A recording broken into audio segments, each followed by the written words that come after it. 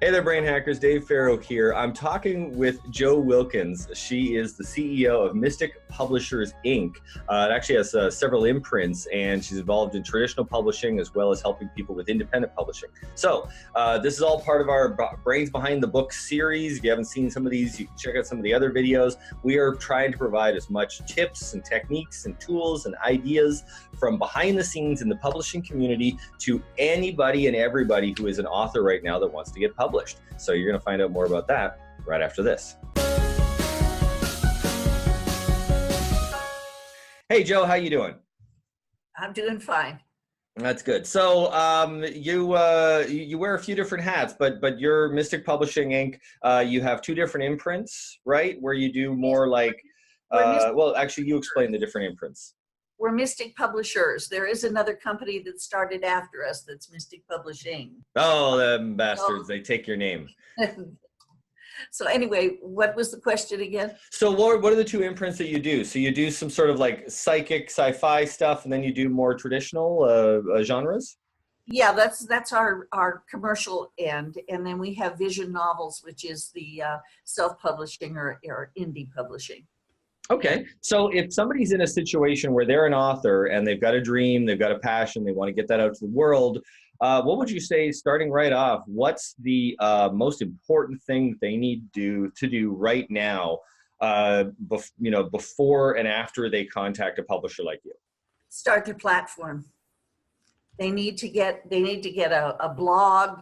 They need to get on Facebook and get stuff out there about why they're writing the book, what the book is about, and the process they're going through to get their name known so that when the book comes out, people will look for it. Now, give us an idea of how much effort, because I think a lot of people underestimate this. I could say from my experience as a PR guy, but I like it when other people reiterate this.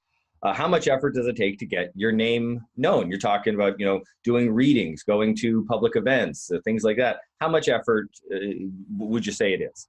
Oh, lots and lots. We self-published a book for a guy that he came in and sat down and said, I want you to self-publish my book. And I said, that's fine.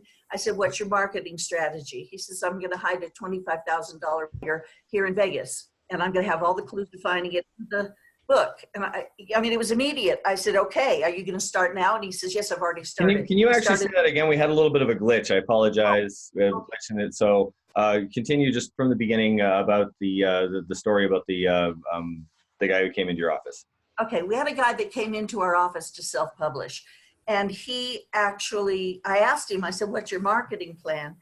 Because that's my first question to anybody. And he said he's hiding a $25,000 dagger here in Vegas, and all the clues to finding it were in the book.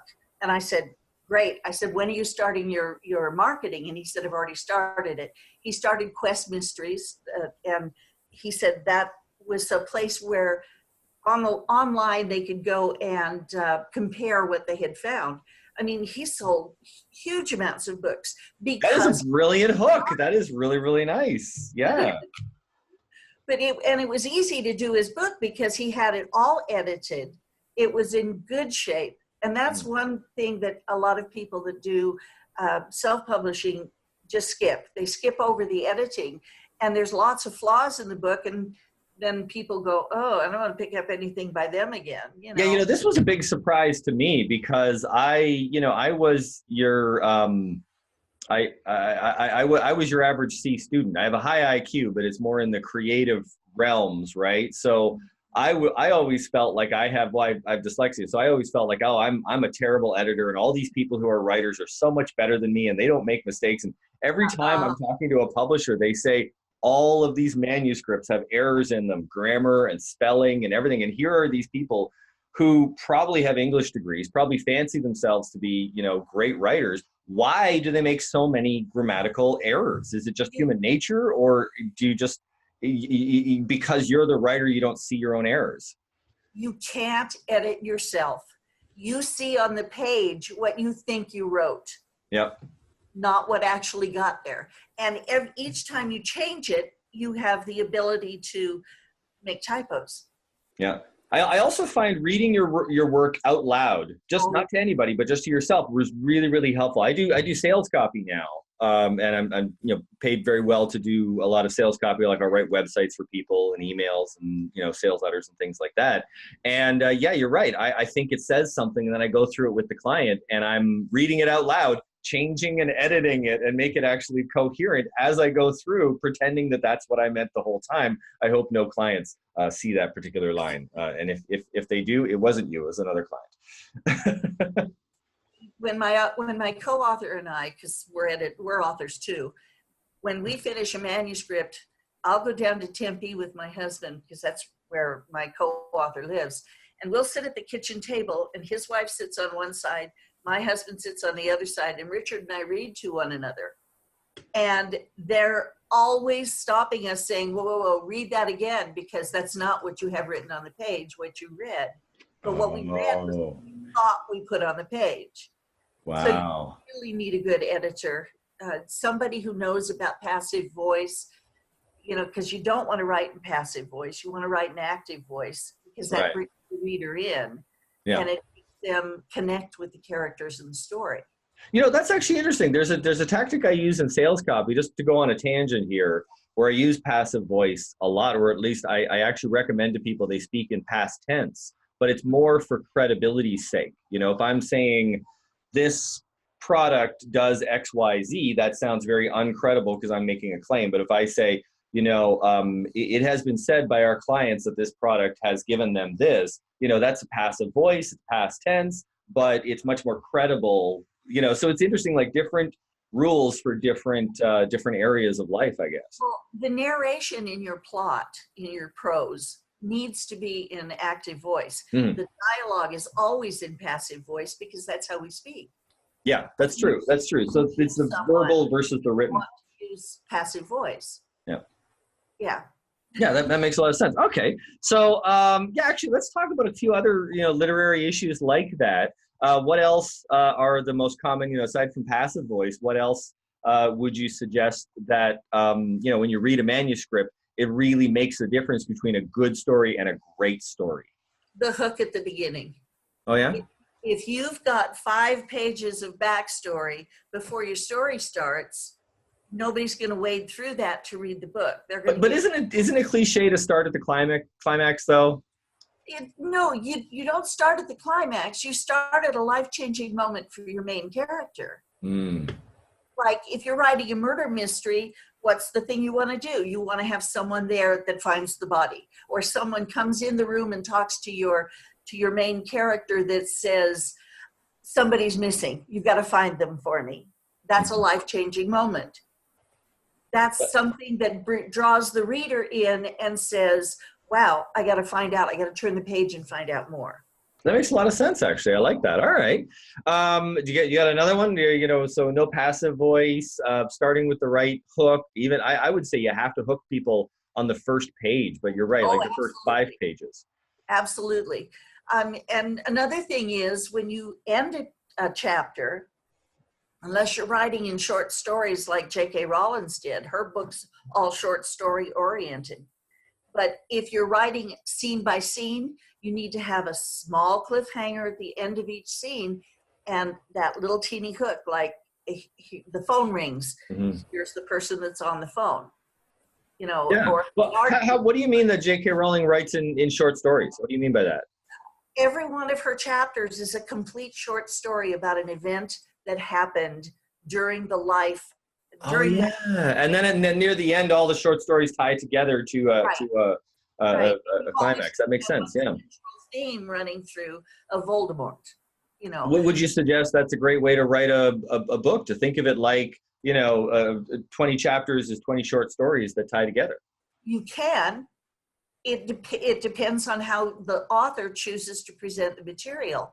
Because if the author wants to present the material that only happens in 2 weeks, they have to do it scene by scene. There's not enough room or enough time to do short stories, but she takes a whole year, and she gives you, and there's always a time lapse in between each story.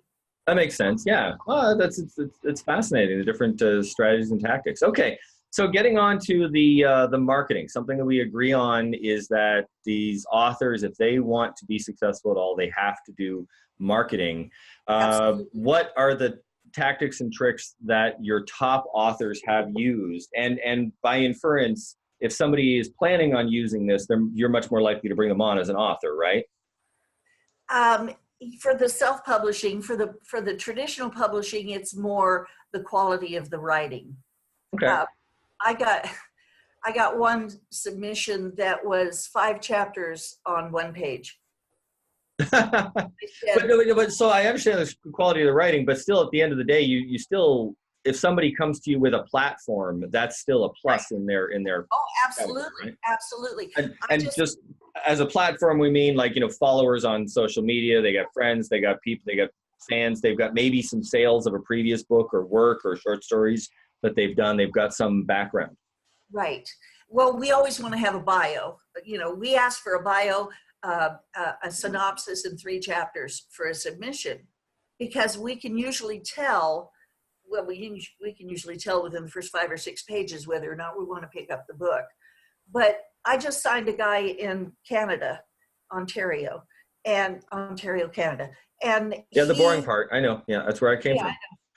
But, oh, really? Okay. Anyway, but I sent him, one of the pages that I sent him that, other than the stuff he needed to sign, was a 5-page outline of what they can do right now after they've signed, when it's in pre-production, when it goes into ARCs, which are advanced reader copies, because we do that for 4 months to get reviews and things before the book comes out, and what they can do after, and after the book comes out. And it's just getting people to know that the book is there. Because look at how many books are on Amazon or on Barnes and Noble or in the stores.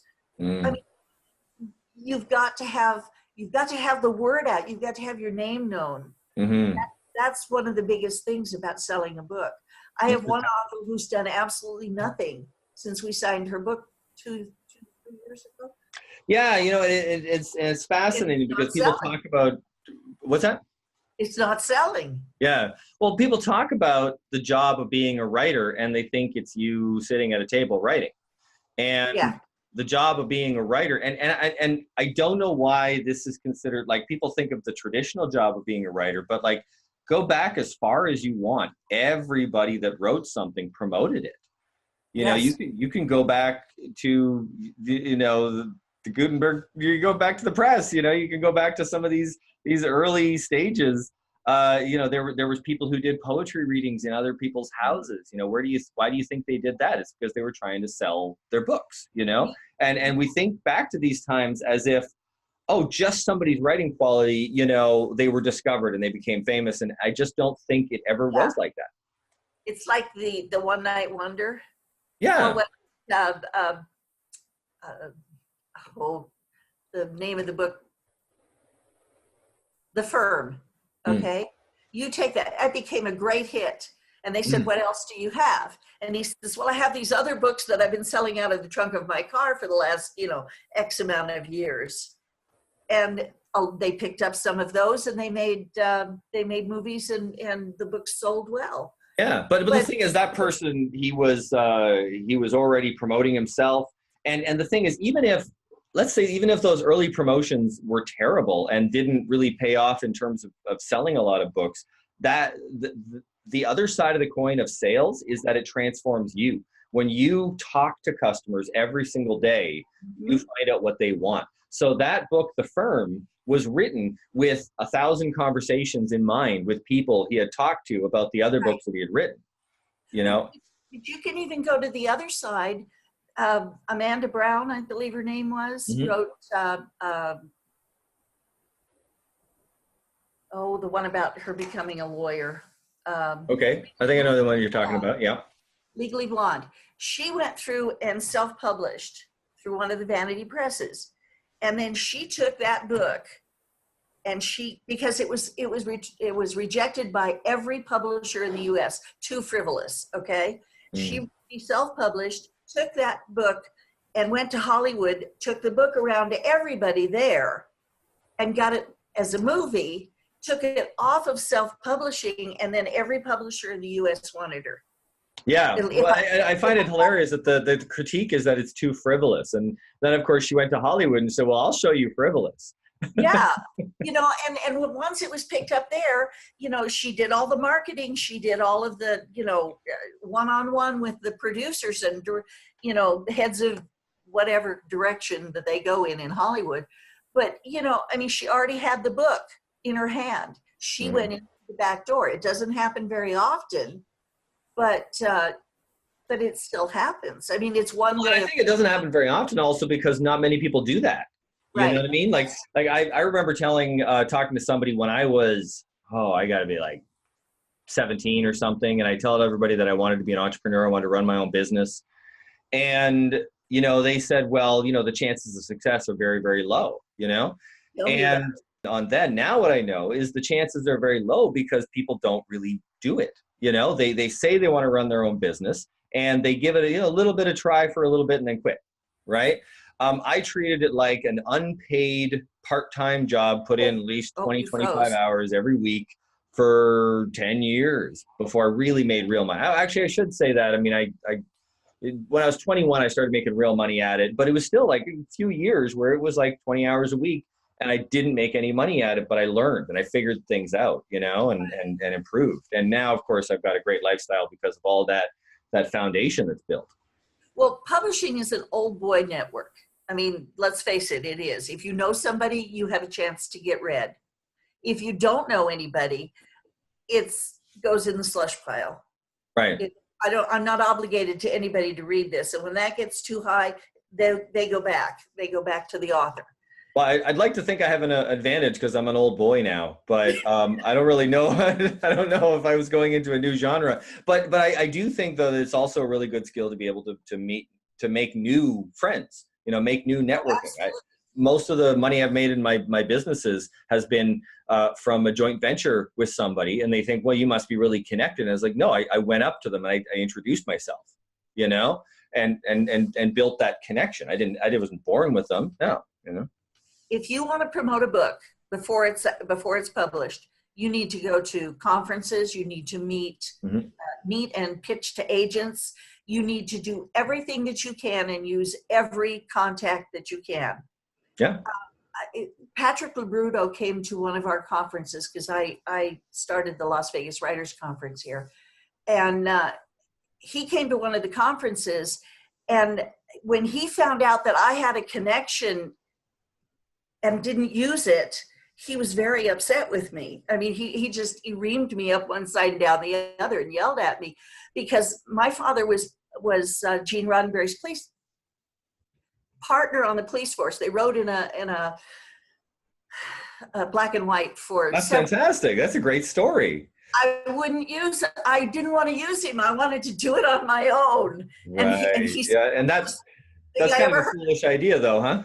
It is. Use any contacts you've got to get published. I mean, you have to. If you're not going to go out there and sell yourself, how do they think you're going to sell the book? Yeah, and also if you're not excited about what you have to offer, then how do you expect your readers to get excited about what you have to offer, right? But what authors don't realize is they think I'm going to get with a publisher and they're going to do all the work and my book's going to sell. But readers want to hear from the author. They want readings. They want to talk to the author. They want to meet the author. They want to have their book signed by the author. I can sit here and talk till I'm blue in the face about a book we've published, and it isn't going to do any good because people are going to want to say, I want to talk to the author. Yeah, exactly. And they want to have that personal relationship, especially if the book was influential in their lives. Right. Yeah, absolutely. Well, I think this has been fantastic discussion. I thank you very much for getting involved. Tell people how they can get a hold of you. Oh, they can get a hold of us through www.mysticpublishersinc.com. All right, and that's good information. Is going to be in the credits. And I want to thank you very much. You're definitely a brains behind this industry. Appreciate it. Thank you.